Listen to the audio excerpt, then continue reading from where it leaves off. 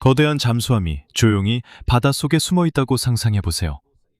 쉽게 발견되지 않습니다. 오랫동안 물속에 머물 수 있습니다. 그리고 일부 현대 잠수함은 수천 킬로미터 떨어진 목표물을 타격할 수 있는 핵미사일을 탑재하고 있습니다.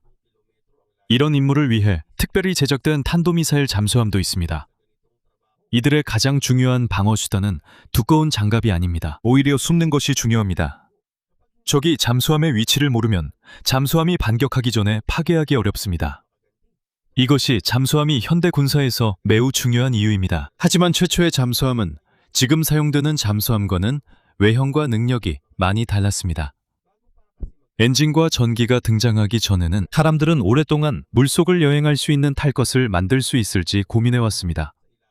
최초로 성공한 예시 중 하나는 1600년대 초에 만들어졌습니다. 네덜란드 발명가 코르넬리스 드레벨이 영국의 템스강 아래에서 잠수하고 움직일 수 있는 탈 것을 만들었습니다. 그가 만든 것은 현대의 잠수함에 비해 매우 단순했습니다. 하지만 이것은 실제로 물속을 여행하는 것이 가능하다는 것을 보여주었습니다. 1700년대에 이르러 군대는 이것이 전쟁에서 얼마나 유용할 수 있는지 보기 시작했습니다. 미국 독립전쟁 때 미국 발명가 데이비드 부슈넬이 퍼틀이라는 작은 잠수함을 만들었습니다. 이것을 퍼틀이라고 부른 이유는 두 개의 거북이 껍질을 붙인 것처럼 생겼기 때문입니다. 내부에는 한 사람만 들어갈 수 있었습니다. 계획은 영국 군함에 몰래 접근해서 그 밑에 폭발물을 설치하는 것이었습니다. 1776년에 이 잠수함은 뉴욕에 있는 영국 군함을 상대로 사용해보려 했습니다.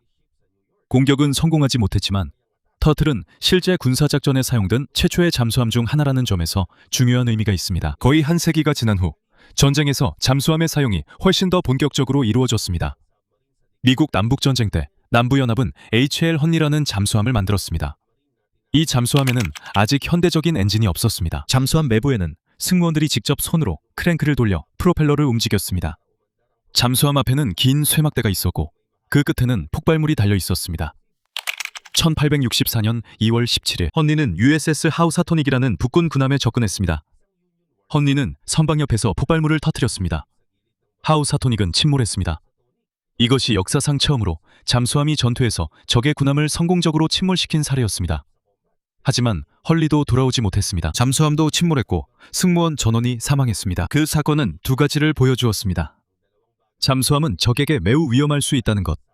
하지만 잠수함은 자체 승무원에게도 매우 위험하다는 것입니다. 큰 변화는 1800년대 후반과 1900년대 초반에 찾아왔습니다. 더 나은 엔진이 개발되었고 배터리와 전자장치도 발전했습니다. 현대 잠수함 개발에서 가장 중요한 인물 중 한 명은 존 홀랜드라는 아일랜드 태생의 발명가로 미국에서 일했습니다. 그가 만든 잠수함들은 수면 위에서는 가솔린 엔진을 사용했고 잠수 중에는 전기 모터를 사용했습니다.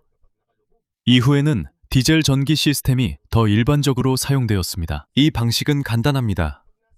잠수함이 해수면 위에 있을 때는 디젤 엔진을 사용해 움직이고 배터리를 충전합니다. 잠수할 때는 디젤 엔진을 끄고 배터리에서 전력을 공급받는 전기 모터를 사용합니다. 왜 디젤 엔진을 꺼야 할까요? 왜냐하면 디젤 엔진은 작동하려면 공기가 필요하고 배기가스를 배출해야 하기 때문입니다. 그래서 깊은 물속에서는 디젤 엔진을 정상적으로 작동시킬 수 없습니다. 이 때문에 당시의 잠수함은 여전히 한계가 있었습니다. 배터리가 방전되거나 신선한 공기가 필요할 때 그들은 수면 가까이로 올라와야 했습니다. 그리고 그렇게 하면 더 쉽게 발견되고 공격당할 수 있었습니다. 하지만 한계가 있더라도 잠수함은 큰 이점이 있었습니다. 조용히 선박에 접근할 수 있고 물속에 숨어 있을 수 있으며 어뢰로 공격할 수도 있었습니다. 어뢰는 물속에서 발사되어 스스로 목표를 향해 이동하는 폭발 무기입니다.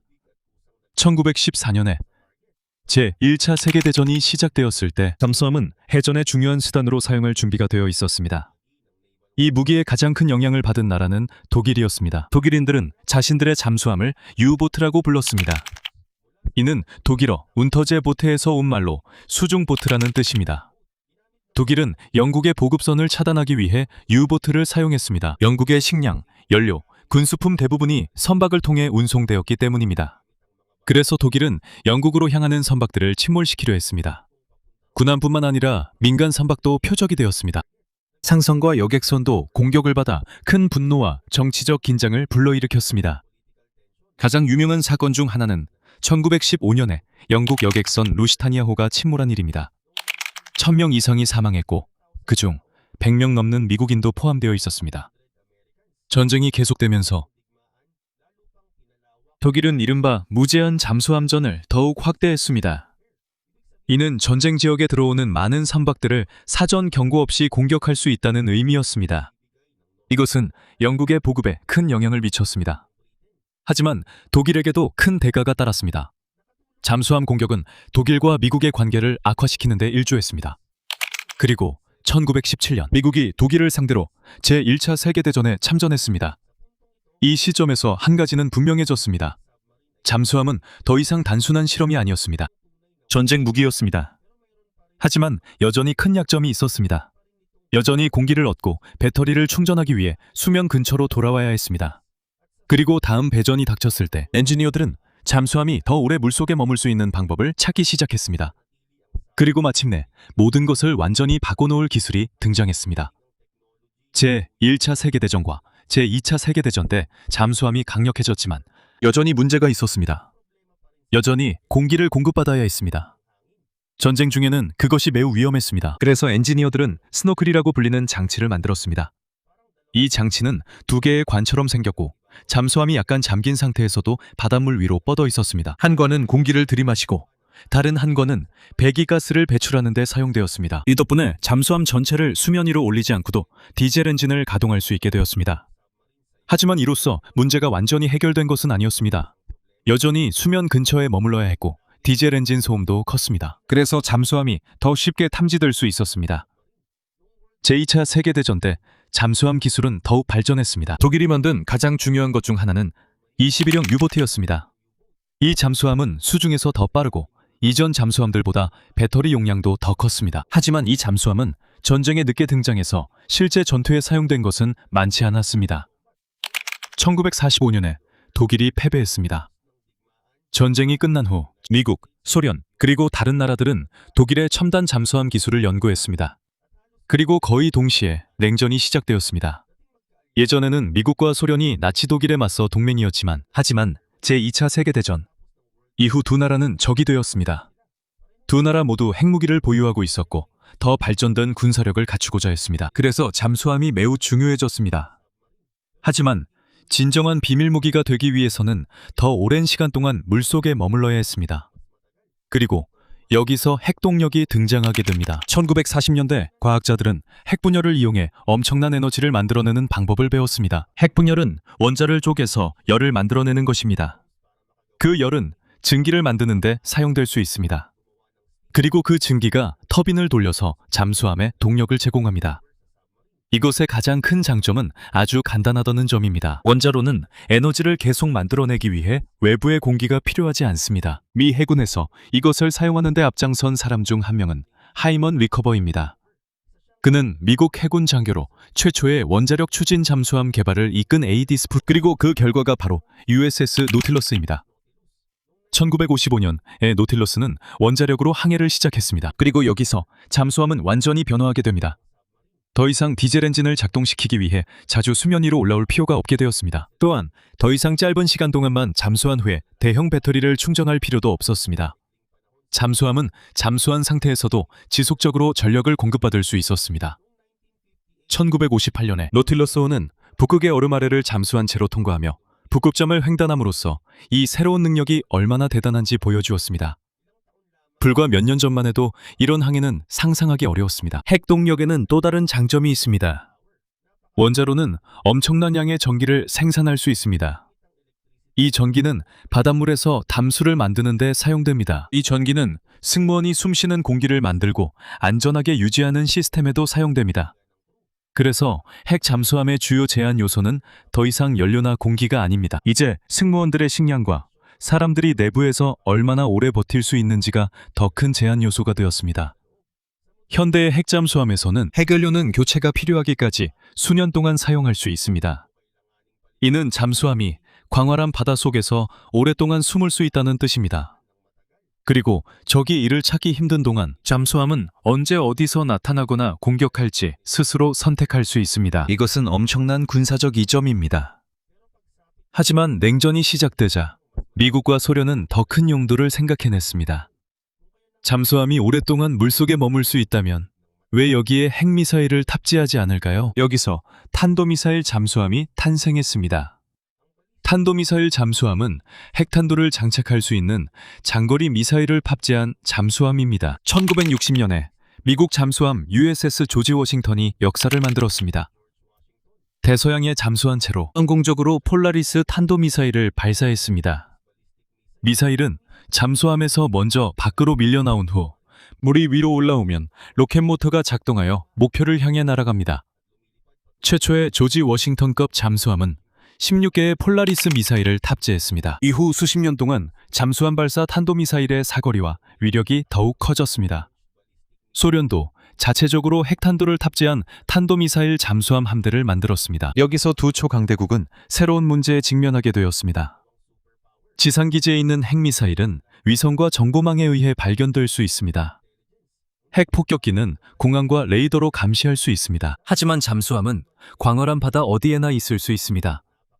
그리고 적은 그 위치를 모를 수도 있습니다. 이 때문에 탄도미사일 잠수함은 핵 억제력에서 가장 중요한 부분 중 하나가 되었습니다. 이유는 간단합니다. 설령 적국이 먼저 공격해서 한 나라의 많은 핵무기를 지상에서 파괴하더라도 여전히 바다에 숨어있는 잠수함들이 남아있어서 보복 공격을 할 수 있습니다. 이것이 바로 제2경 능력이라고 불립니다. 즉, 한 나라가 먼저 공격을 당하더라도 여전히 보복 공격에 쓸 수 있는 핵무기를 가지고 있다는 뜻입니다. 그리고 여기서 잠수함의 역할이 냉전에서 특별해졌습니다. 잠수함은 단순히 적 함선을 침몰시키기 위해 만들어진 것이 아니었습니다. 잠수함은 주로 숨어있는 것이 주요 임무인 무기로 만들어졌습니다. 적이 잠수함의 위치를 모르는 한 적은 모든 핵무기를 첫 번째 공격에서 파괴할 수 있다고 확신할 수 없습니다. 그리고 확실한 보복에 대한 두려움이 미국과 소련이 직접적으로 핵전쟁을 벌이지 않은 이유 중 하나가 되었습니다. 하지만 이 전략이 제대로 작동하려면 잠수함에 아주 중요한 것이 필요합니다. 이 잠수함은 바닷속에서 거의 보이지 않게 유지되어야 합니다. 그리고 그것이 바로 잠수함 기술에서 다음 큰 과제였습니다. 하지만 이렇게 거대한 잠수함을 미래의 적들이 끊임없이 찾으려고 할 때 어떻게 숨길 수 있을까요? 핵 잠수함이 효과적이기 위해서는 오랫동안 물속에 머무를 수 있는 것만으로는 충분하지 않습니다. 찾기 어렵게 만들어야 합니다. 왜냐하면 적이 잠수함을 찾아내면 적이 잠수함을 감시하거나 공격해서 임무를 수행하기도 전에 막을 수 있기 때문입니다.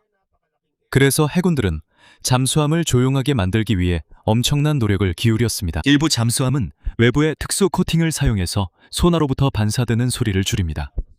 소나는 물속에서 물체를 찾기 위해 소리를 이용하는 시스템입니다. 프로펠러와 내부의 다른 기계들도 더 조용하게 만듭니다. 아주 작은 진동도 중요합니다. 왜냐하면 바닷속에서는 적이 소리를 이용해 잠수함이 근처에 있는지 알아낼 수 있기 때문입니다. 그래서 기술이 발전할수록 현대 잠수함을 찾는 것이 점점 더 어려워집니다. 그리고 여기서 잠수함의 조용함이 핵 억제력에서 매우 중요해집니다. 탄도미사일 잠수함은 공격할 필요가 없습니다. 유용하려면 이 잠수함의 주요 임무는 숨는 것입니다. 예를 들어 미국은 14척의 오하이오급 탄도미사일 잠수함을 보유하고 있습니다. 이 잠수함들은 장거리 핵미사일을 탑재한 채로 발견되기 어렵게 설계되었습니다. 그게 왜 중요할까요? 핵무기를 모두 가진 두 나라가 있다고 생각해보세요. 한 나라가 공격해서 상대방의 지상 핵무기를 모두 파괴했다고 해봅시다. 그러면 그 나라는 이제 안전하다고 생각할 수도 있습니다. 하지만 바다 한가운데에 여전히 숨겨진 핵잠수함이 있다면 어떨까요?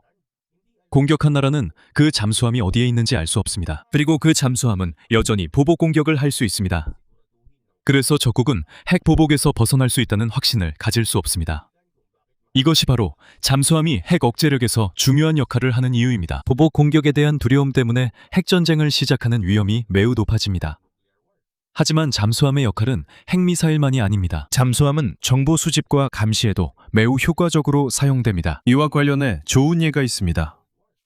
1970년대 미국은 아이비벨스 작전, 오토라이제이션 아이비벨스이라는 비밀 작전을 수행했습니다. 그들은 소련 동부 근처 오호츠크해에서 소련의 해저 통신 케이블을 발견했습니다. 잠수함을 이용해 비밀리에 그 케이블에서 정보를 빼냈습니다.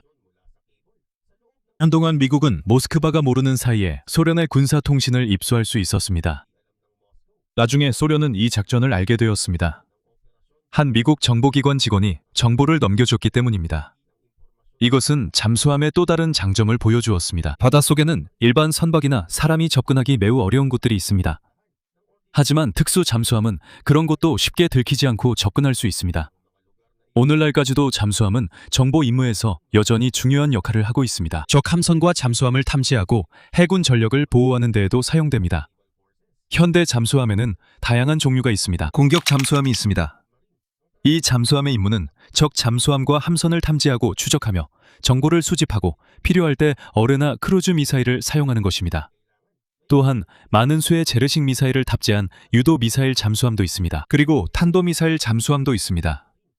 이 종류는 핵 억지력을 위해 특별히 만들어졌습니다. 미국에서는 오하이오급 탄도미사일 잠수함이 트라이던트 2 D5 미사일을 사용합니다.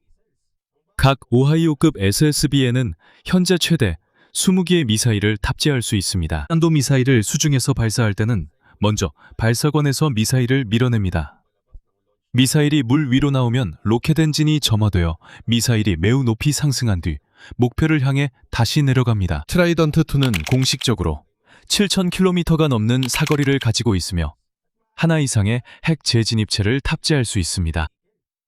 즉, 잠수함이 적의 해안에 가까이 갈 필요가 없습니다. 잠수함은 넓은 바다 어디에서든 머물 수 있으며 미사일로 아주 먼 목표도 타격할 수 있습니다. 그리고 여기서 이런 무기에 맞서 방어하기가 왜 그렇게 어려운지 알 수 있습니다. 첫째, 잠수함을 찾아야 합니다. 하지만 이 잠수함은 아주 멀리 떨어져 있을 수 있고 바닷속에서 조용히 움직이고 있을 수 있습니다. 어디에 있는지 모르면 미사일이 어디서 날아올지도 알 수 없습니다. 그래서 이런 잠수함을 가진 나라들에게는 가장 중요한 것은 이 무기를 몇 번 사용할 수 있느냐가 아닙니다. 사실 핵 억제력에 있어서 가장 좋은 결과는 이 무기를 절대 사용하지 않는 것입니다. 이 무기의 목적은 적에게 분명하게 보여주는 것입니다. 설령 적이 먼저 공격하더라도 여전히 보복할 방법이 있다는 점을 말이죠. 1700년대의 작은 터틀에서 시작해서 잠수함은 정말 멀리까지 발전해 왔습니다. 예전에는 한 사람만 겨우 들어갈 수 있었고 수동으로 조종해야 했습니다. 그 후 디젤 엔진이 도입되었습니다. 배터리와 어뢰가 추가되었습니다. 그 다음에는 원자로가 도입되어 잠수함이 오랜 시간 동안 물속에 머물 수 있게 되었습니다. 그리고 결국 수천 킬로미터 떨어진 목표물도 타격할 수 있는 탄도미사일이 장착되었습니다. 하지만 가장 중요한 변화는 잠수함의 크기나 힘만이 아니었습니다. 진정한 힘은 숨을 수 있는 능력에 있습니다. 지상기지에 있는 핵무기는 위성에 의해 발견될 수 있습니다. 폭격기는 공군기지에서 이륙해야 합니다. 하지만 잠수함은 광활한 바다 밑에 있을 수 있고 그 정확한 위치를 아무도 모를 수도 있습니다. 그래서 지금까지도 탄도미사일 잠수함은 핵전력 중에서 가장 파괴하기 어려운 부분 중 하나로 여겨집니다. 그리고 그것이 현대 세계에서 잠수함이 가진 독특한 역할입니다. 가장 강력한 잠수함들 중 일부는 그들의 가장 위험한 무기를 바로 사용하려는 의도로 만들어진 것이 아닙니다. 이 잠수함들은 숨은 채로 남아있도록 만들어졌습니다. 이는 적에게 핵전쟁을 시작하면 반드시 보복이 따른다는 경고입니다. 그래서 단순히 물속에 잠수하고 싶었던 선박에서 잠수함은 인류가 만든 가장 중요한 군사장비 중 하나가 되었습니다. 이 잠수함은 조용히 바닷속을 디동합니다. 대부분의 경우 아무도 이 잠수함이 어디에 있는지 모릅니다. 바로 그것이 이 잠수함이 엄청난 힘을 가진 이유입니다.